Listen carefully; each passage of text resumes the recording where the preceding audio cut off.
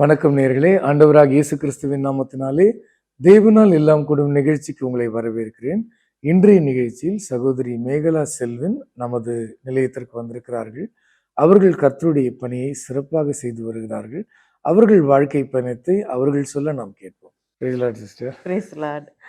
உங்களுடைய பேர், உங்களுடைய குடும்ப பின்னணி, உங்க கூட பிறந்தவங்க, உங்களுடைய சைல்ட்ஹுட் இதெல்லாம் எப்படி இருந்துச்சுன்னு சொல்லிட்டு அதுக்கப்புறம் ஆண்டவர் உங்களை எப்படி தொட்டார் அப்படின்னு எங்களுக்கு சொல்லுங்க. என்னோட ஃபுல் கதை கேட்கும்போது பவுல அப்போஸ்தலரை போல நிறைய ஊருக்குலாம் போயிட்டு வந்த கதை வரும். பட் நீங்க துவக்கத்துல இருந்து போலான்னா, தஞ்சாவூர்ல பிறந்து ஒரு 4th ஸ்டாண்டர்ட் வரைக்கும் அந்த ஏரியால வளர்ந்துருந்தாலும், சென்னைக்கு வந்து இங்கதான் ஸ்கூலிங் பண்ணி வளர்ந்துருந்தாலும், ஒரு கிறிஸ்தவ குடும்பத்துல 3 பரம்பரையா கிறிஸ்தவங்களா இருந்த குடும்பத்துலதான் நான் பிறந்து வளர்ந்துருந்தாலும், ஆண்டவரை ஒரு தனிப்பட்ட விதத்துல அறிந்து கொள்றதுக்கு எனக்கு வாய்ப்பு 10ஆம் கிளாஸ்ல இருக்கும்போது தான். ஒரு கிறிஸ்டியன் ஸ்கூல்ல தான், இங்க சென்னையில தான் பென்டிங் ஸ்கூல்ல படிச்சுட்டு இருந்தேன். ஆனா எங்க அப்பாவுக்கு வந்து ஒரு ஃபாரின் அசைன்மெண்ட் வந்து போயிட்டனால, சிங்கப்பூருக்கு போனதுனால ஹாஸ்டல்ல விட்டுருந்தாங்க. அது நல்ல கிறிஸ்தவ ஸ்கூலா இருந்ததுனால, அப்படி இருந்தாலும் இந்த அட்மாஸ்பியரே இருந்தா கூட உண்மையா அவரை அது வரைக்கும் மதமா ஆண்டவர் மேல விருப்பம் இருக்கும். ஆனா ஒரு பழக்க வழக்கமா செய்துதான் அப்படிதான் பண்ணியிருந்தாலும், அந்த தனிமையான அந்த ஒரு 10th ஸ்டாண்டர்ட்ல ஒரு டென்ஷன், தனியா ஹாஸ்டல்ல தங்கச்சியும் நானும் சேர்ந்து, ஒரு அண்ணன் எனக்கு ஒரு தங்கச்சி, தங்கச்சியும் நானும் ஒன்னா இருந்தாலும் அந்த அம்மா அப்பா விட்டு பிரிஞ்சிருக்கிற அந்த ஃபர்ஸ்ட் அனுபவத்துல அந்த 10th ஸ்டாண்டர்ட்ல ஒரு ஜனவரி இந்த பொங்கல் டைம்ல ஒரு இது கேம்ப் வச்சிருந்தாங்க ஸ்கிரிப்சர் யூனியன்ல. அதை அட்டென்ட் பண்ணும்போது தான் அந்த 3 நாள்ல உள்ள மீட்டிங்ல அவங்க அந்த ஆல்டர் கால் மாதிரி கொடுக்கும்போது ஆண்டவரை சொந்த ரட்சகராக ஏற்றுக்கொண்டேன். அந்த ஒரு படிக்குள்ள வந்தேன். ஆனா இமிடியேட்டா ஒரு எதுவும் இமிடியேட் டிஃபரன்ஸ் தெரியலன்னு நான் இப்ப சொல்லுவேன். ஆனா அடுத்த 2-3 நாள்ல நான் போய் வித்தியாசம் இருந்தது, ஸ்பெக்டாகுலர் டிஃபரன்ஸ் இருந்தது. ஏன்னா என் கூட இருக்கிற அந்த ஹாஸ்டல்ல இருக்கிற பிள்ளைங்க கிட்டயே சில பேர்ட்ட சண்டை போட்டிருக்கோம்ல, இல்ல போய் மன்னிப்பு கேட்டேன். அவங்களாம் சிரிக்கிறாங்க. எனக்கு அது ஞாபகம் இருக்கு. அது கேலி பண்றாங்க, நான் போய் மன்னிப்புக்கு. ஆனா எனக்கு கேட்காம இருக்க முடியல. ஆண்டவருடைய அன்பை ருசித்துட்டு நம்ம செய்ததெல்லாம் குத்துது, அதனால போய் மன்னிப்பு. அந்த இதெல்லாம் ஞாபகம் இருக்கு, ஃபன்னியா நம்ம பண்ணோம் அப்படின்ட்டு. ஆனா மனதார செய்தேன். ஆனா அதுதான் க்ளீன் லவ், அதுதான் க்ளீன் அக்செப்டன்ஸ். அந்த மாதிரி அதனால ஒரு வித்தியாசம் இருந்தாலும் அதுல அதுக்கு மேல அதுக்கப்புறம் வாழ்க்கையோட இதுல ஆண்டவரை நேசிச்சேன். பைபிள்லாம் அப்ப ரொம்ப இல்ல, இப்பெல்லாம் இவ்வளவு சரளமா பைபிள் இருக்கு. அந்த காலத்துல ரேரா தான் இருக்கும். எனக்கு அம்மா அப்பாலாம் கன்ஃபர்மேஷன் சிஎஸ்ஐ பேக்ரவுண்ட்ல வளர்ந்தனால கன்ஃபர்மேஷன் தான் முழு பைபிள் கிடைக்கும் நிறைய அப்படின்னு வாங்கி கூட கொடுக்கல. ஆனா எனக்கு பைபிள் படிக்கணும்னு வாஞ்சேன். எனக்கு பழைய ஏற்பாட்டு முழு பைபிள் இல்ல. அப்ப நான் அங்க ஸ்கூல்ல எக்ஸாம்ல மார்க், அந்த ஸ்கிரிப்சர் எக்ஸாம்ல பிரைஸா எனக்கு பைபிள் கிடைச்சது. அது எனக்கு ஒரு பொக்கிஷமா அதை எடுத்து படிப்பேன். அப்படிதான் எனக்கு பைபிள்ல ஞாபகம் இருக்கு. அப்படி இருந்தேன். அப்புறம் காலேஜ் கோயம்புத்தூர்ல ஹாஸ்டல்ல இருந்தனால எங்க ரிலேட்டிவ்ஸ் இருப்பாங்களோ அவங்க கிட்டதான் இருக்கணும்னு சொல்லி சென்னையிலயும் கிடைச்சது. ஆனா அப்ப என் அத்தை கோயம்புத்தூர்ல இருந்தால கோயம்புத்தூர் ஹாஸ்டல்ல படிச்சேன் பிகாம். அப்புறம் அம்மா அப்பா வந்துட்டாங்க. அவங்களோட இடுக்கியில கேரளால 2 வருஷம் இருந்து எம்காம் முடிச்சேன். எல்லாரும் போல அப்படிதான் வாழ்ந்திருப்பேன்னு வைங்களேன். அப்புறம் பெங்களூருக்கு போனோம், அப்பா போனாங்க. அங்க போய் 6 மாசத்துல வேலை பார்த்துட்டு இருந்தேன். எனக்கு டீச்சிங்னா ரொம்ப இஷ்டம். சின்ன பிள்ளையிலே பட்டுக்கோட்டையில இருக்கும்போதே நல்லா படிக்கிற பிள்ளைங்க டியூஷன் எண்ட் ஆஃப் த டேல வீக் ஸ்டூடெண்ட்ஸ்க்கு சொல்லி கொடுப்பாங்க. அங்க போய் உட்காந்துக்கிட்டு ஞாபகம் இருக்கு, டீச்சர் மாதிரி ஆக்ட் பண்ணுவேன். எனக்கு டீச்சிங்னா அவ்வளோ இஷ்டம். ஓகே. அப்படி அந்த ஸ்டேஜ்ல இருந்தே எப்போ யார் கேட்டாலும் டீச்சர் ஆவேன், டீச்சர் ஆவேன்னு சொல்லி. ம். அதனால அப்போ 12 எம்காம் முடிச்சா அங்க பெங்களூர்ல வந்து +2 மாரி அந்த ப்ரீ ப்ரீ யூனிவர்சிட்டிஸ் அப்படின்னு இருக்கும். ஸ்கூல்லயே தான் 11 அண்ட் 12 அந்த இதில நான் டீச்சரா இருந்தேன். 6 மாசத்துக்குள்ள கல்யாணம் ஆகி ஹைதராபாத், செகந்திராபாத்ல இருந்தேன்.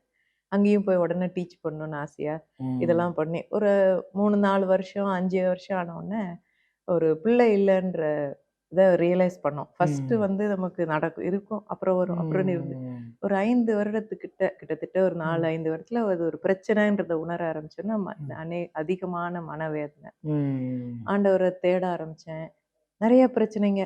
விதவிதமான பிரச்சனைங்க. வேலைக்கு போறோம், வாழ்க்கை போயிட்டே இருக்கு. மாமனார், நானு, என் கணவன் அங்க இருந்தோம். ஒரு நிலையில எனக்கு வந்து வாழ்க்கையே வேணாங்கிற முடிவுக்கு வந்துட்டேன். அந்த அளவுக்கு அதோட அந்த ஃபீலிங் வந்து ஜாஸ்தி அவ்ளோ இதாகி, அதனால என் மாமியார் முன்னாலே இறந்துட்டாங்க. நான் கல்யாணம் ஆகுறதுக்கு முன்னாலேயே. ஆனா ஜீசஸ் கால்ஸ் மேகசின்ஸ் நெறைய மேகசின்லாம் வீட்ல இருக்கும். ஸோ ஒரு சம்பவம் ஒரு வீக்கெண்ட்ல ரொம்ப டிப்ரஷன்ல போயிட்டு, அந்த கரெக்ட்டா அந்த வீக்கெண்ட்ல என் மாமனாரும் வெளியூர் ஆஃபீஸ் ஒர்க்ல, ஹஸ்பண்டும் வெளியூர். தனியா இருந்தேன். அப்ப நான் யாருக்கும் சொல்லாம நம்ம வாழ்க்கைய முடித்துக் கொள்ளலாம் அப்படின்னு நான் முடிவு எடுத்துட்டு ரெடி எல்லாம் பண்ணிட்டேன். என்னென்னமோ யோசிக்கிறேன். எப்படி பண்ணலாம், எப்படி பண்ணலாம் யோசிச்சு, ஆனா ஓரளவுக்கு இன்னைக்கு முடிச்சிரணும் அப்படிலாம் எடுத்து மருந்தெல்லாம் எடுத்து வச்சுட்டேன். அப்புறம் ஆனா ஆண்டவரோட நேசம் பேசிக்கிட்டே இருந்திருக்கோமா அப்ப இருந்து. அதனால ஆண்டவருக்கு தெரியுது இது தப்புன்னு உணர்றோம். ஆனா என்னால இந்த வேதனைய தாங்கி இதுக்கு மேல இருக்கணும்னு இஷ்டம் இல்ல. அப்படின்ட்டு ஆண்டவர்ட்ட சொல்லிட்டேன். ஆனா அத எப்படி சொன்னேன்னா, என்னுடைய விதத்துல பாணியில உங்களுக்கு ஒரு லாஸ்ட் சான்ஸ் தரேன் ஆண்டவரே. நீங்க வந்து தப்பு தான். ஆனா நான் இந்த ஒரு ஜீசஸ் கால்ஸுடைய அந்த இதுல ஒரு பிரேயர் டவர் ஃபோன் நம்பர் ஒரு கால் நான் பண்றேன். உங்களால முடிஞ்சா என்னை ஏதாவது விதமா மீட்க முடிஞ்சா மீட்டுங்க அப்படின்னு சொல்லிட்டு நான் எடுத்து ஃபோன் பண்றேன். நைட்டு எஸ்டிடி அப்பலாம் 95 இயர் ஆவரேஜா. ஓகே.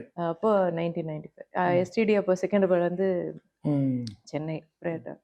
அவங்க எடுத்த ஒரு சிஸ்டர் வந்து கேட்குறாங்க, என்னம்மா என்ன பேசணும்? பதிலே சொல்லல, அழுகுறேன். வெறும் அழுக தான். நான் வந்து இந்த மாரி ஃபீலிங்ல இருக்கேன், எதுவுமே சொல்லல.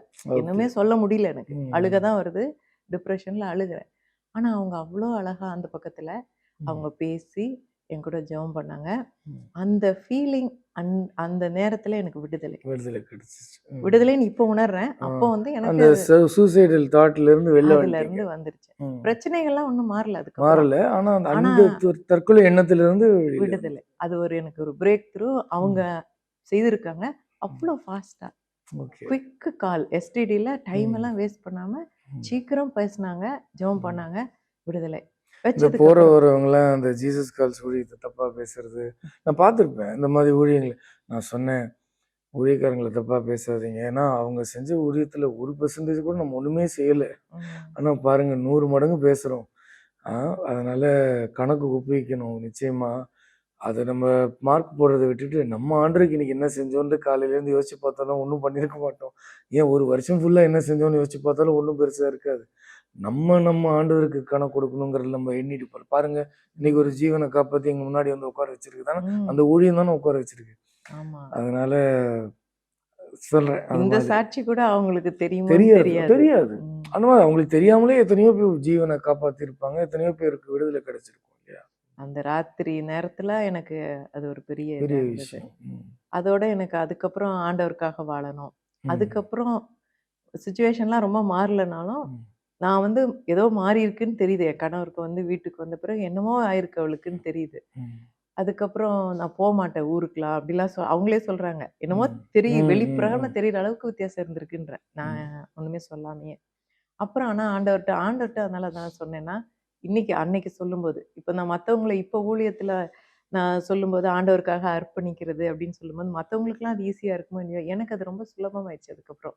ஏன்னா, அன்னையிலிருந்து எனக்கு தெரியும், இதுக்கப்புறம் என் மூச்சு இருக்குன்னா, அவருடைய சுத்த கிருபை. ஏன்னா யாருக்குமே தெரியாது. அந்த ஃபோன் பண்ணி எடுத்தவங்களுக்கு அனானிமஸ் தானே. நான் யாருன்னு தெரியாது. அவங்க ஆண்டவருக்காக செய்தாங்க. ஆண்டவர் என்னை விடுதலை செய்தார். ஆனா நான் இந்த நிலையில இருந்தது ஒருத்தருக்குமே நான் சொல்லல. யாருக்குமே தெரிஞ்சிருக்காது.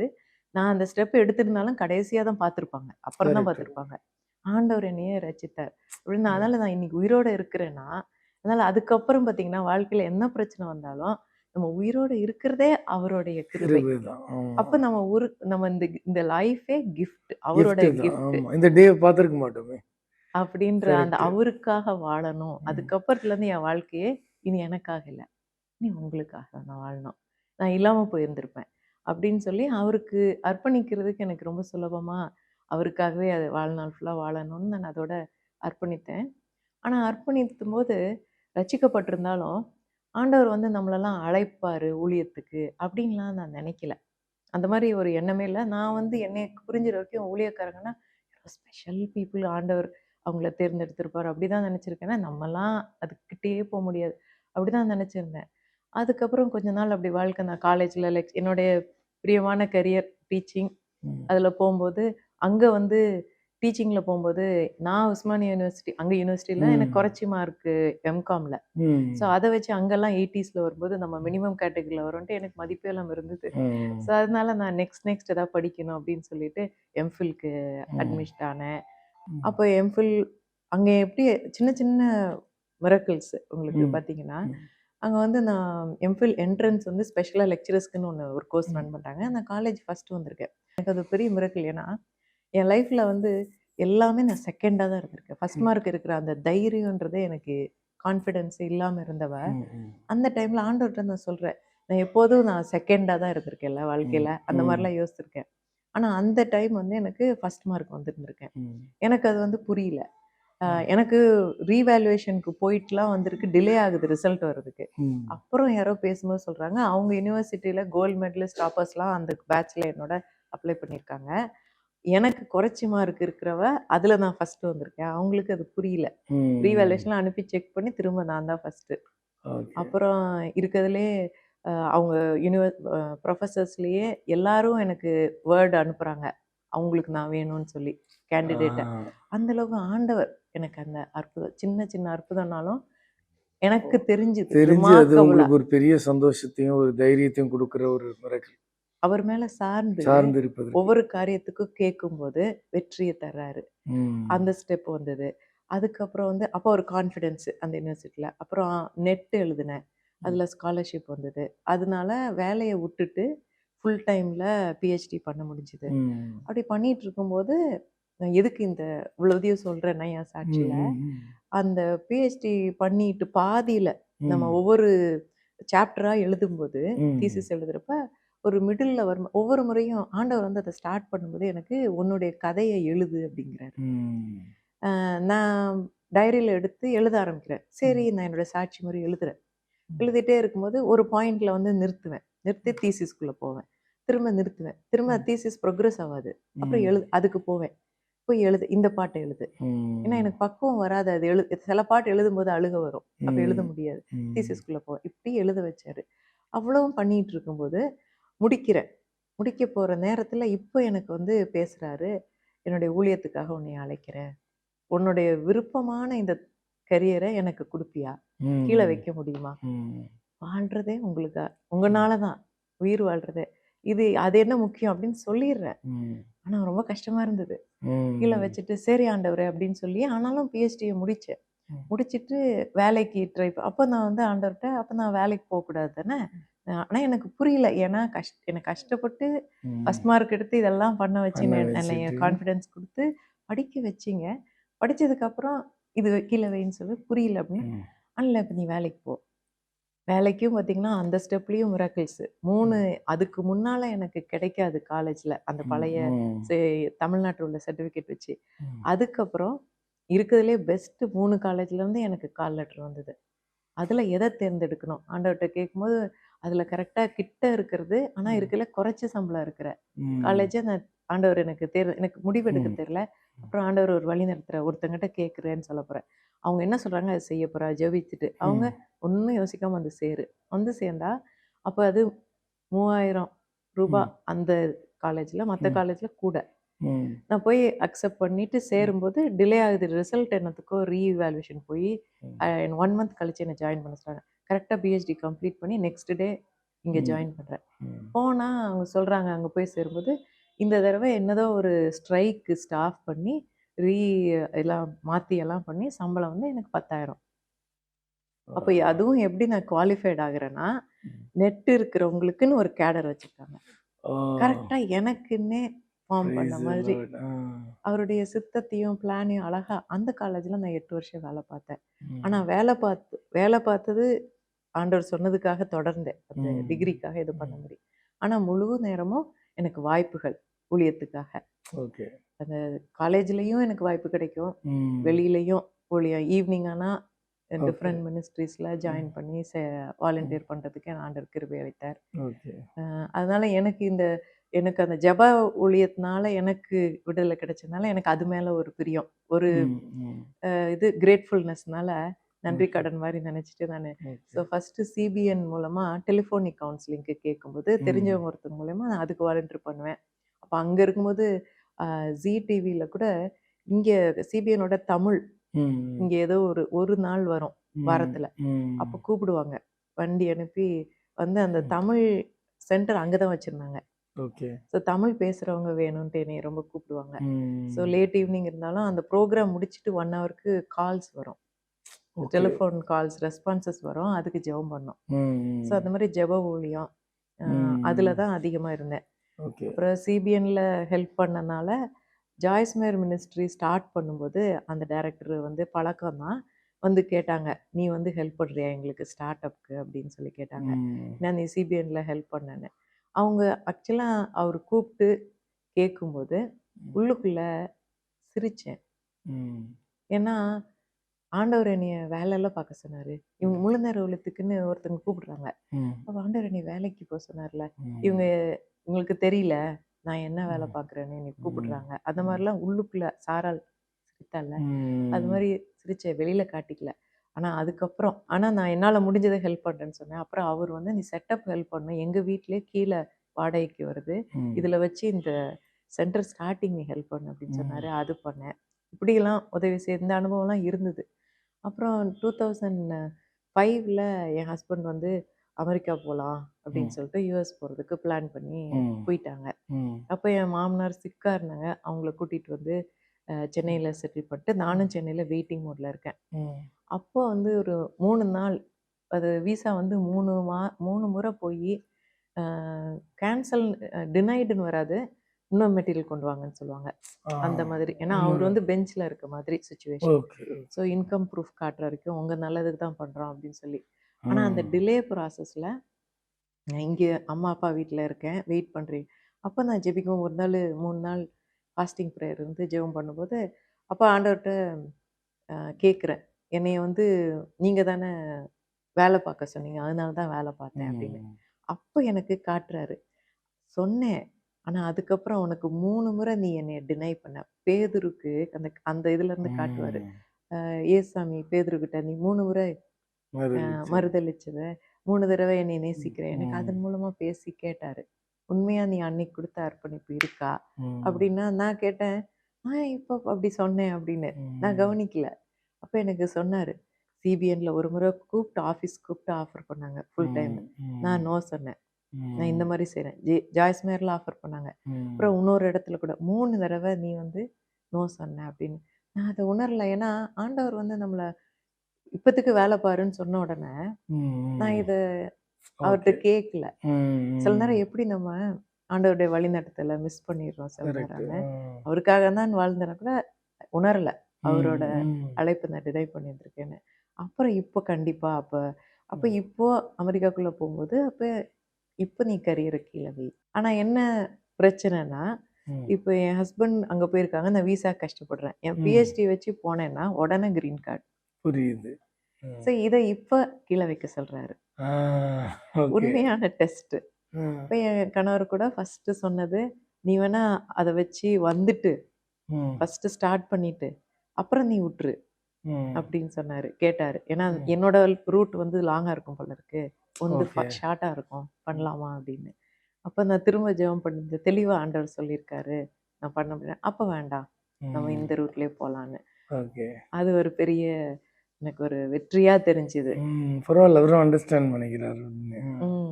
அதனால நான் அந்த கரியரை அதோட வச்சுட்டேன். டீச்சிங் எனக்கு பிடிக்கும்.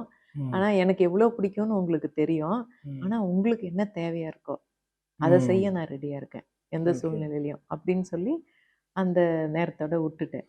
அதுக்கப்புறம் எனக்கு யுஎஸ்க்கு போயி, ம். ம் 5 இயர்ஸ் ஃபர்ஸ்ட்டு பாஸ்டன்ல இருந்தோம்.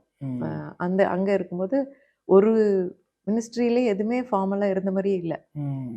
எப்படி இருக்கும்னா, இங்க வந்து முழு நேரம் வேலையும் பார்த்துட்டு, ஈவினிங் எல்லாம் ஊழியமும் பண்ணுவேன். ம். ஃபுல்லா. ம். நெறைய ஊழியத்துல கலந்து நெறைய பண்ணிட்டு இருந்தேன். ம்.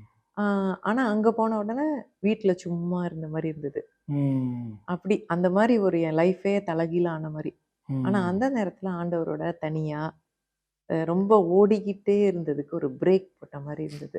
அதுல ஓகே. வார்த்தையில ஆழமா இறங்கவும், அங்கேயுமே ஆனா வாலண்டியர் பண்ணி அதே அந்த டெலிஃபோனிக் கவுன்சிலிங்க்கு ஆஃபர் பண்ணேன். எனக்கு குடுத்தாங்க. ஃபர்ஸ்ட்டு டெக்ஸ்ட்ல பண்றதுக்கு ஒரு ம். மினிஸ்ட்ரி வழியா ம். பண்ணிட்டுருந்தேன். இன் அ இன்ஹிம்னு ஒரு மினிஸ்ட்ரில. ம். அப்புறம் அவங்களே வந்து என்னைய கூப்பிட்டு ஒரு நாளு, "நீ நீ டெக்ஸ்ட் பண் நீ நீ பண்ற சேட் பண்றவங்க கிட்ட நாங்க நெறைய ம். பார்க்குறோம். ரெஸ்பான்ஸ் ரொம்ப நல்லா இருக்கு. ஓ! நீ ஃபோன்லயும் வந்தா என்ன?" ஓகே. அப்ப நான் சொல்றேன், "என்னோட ஆக்சென்ட் வந்து இந்தியனா இருக்கும். இங்க இருக்கவங்களுக்கு ம். புரியாதுன்னு நெனைக்கிறேன்." "இப்ப நம்ம பேசுறோம் எனக்கு புரியுது. நீங்க ம். வாங்க." அப்படின்னு சொல்லி கூப்பிட்டு, அதுக்கப்புறம் ஃபோன் லைன் வெனெவர் பாசிபிள் ம். நான் வந்து ஃபோன்ல சைன் இன் பண்ணேன்னா, ஐ ம். Good help so many people.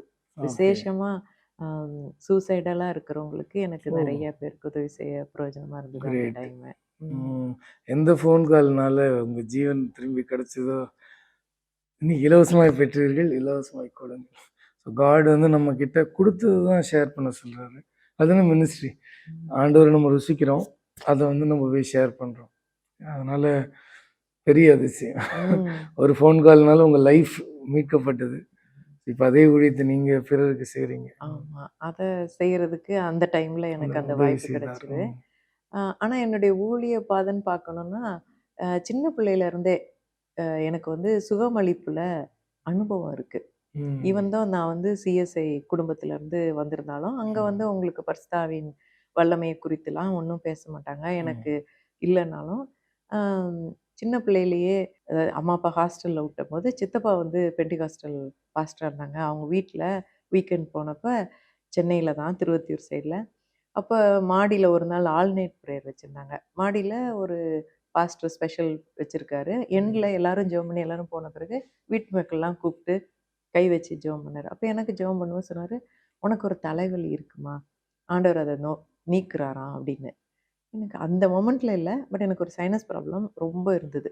அது கொஞ்சம் ஓகே. முன்னால பயங்கர ஃபீவர்லாம் வந்து ம். ரொம்ப கஷ்டப்பட்டேன். ம். ஸோ அவர் அத சொல்லி நீக்குறார். அந்த வேதனை அதுக்கப்புறம் என் லைஃப்ல வந்ததே கிடையாது. Praise the Lord. ம். டோட்டல் டெலிவரன்ஸ் அந்த ம். ஹீலிங்ல. ஓகே. அந்த அனுபவம். கல்யாணம் ஆகி கொஞ்ச ம். நாள்ல இருக்கும்போது எனக்கு ஒரு கம்ல வந்து ஒரு பயங்கரமான டிசீஸ் இருந்து நெறைய கஷ்டப்பட்டுருக்கேன். நெறைய ம். சர்ஜரிலாம் பண்ணியிருக்காங்க. அப்போ அதுக்காக ஒரு நாள் அந்த ஊழியத்துக்காகலாம் அந்த பீரியட்ல இது பண்ணிட்டு இருக்கும்போது, ம். ஒரு நாளு தினகரனோட கேசட்ட போட்டு ம். கேட்டுட்டு இருந்தேன். ஒரு இடைவேளைக்கு பிறகு நம்ம தொடர்ந்து பேசலாம். ஓகே. நேயர்களே ஒரு இடைவேளைக்கு பிறகு தேவனால் எல்லாம் கூடும் நிகழ்ச்சி தொடரும். தேவனால் எல்லாம் கூடும். இடைவேளைக்கு பிறகு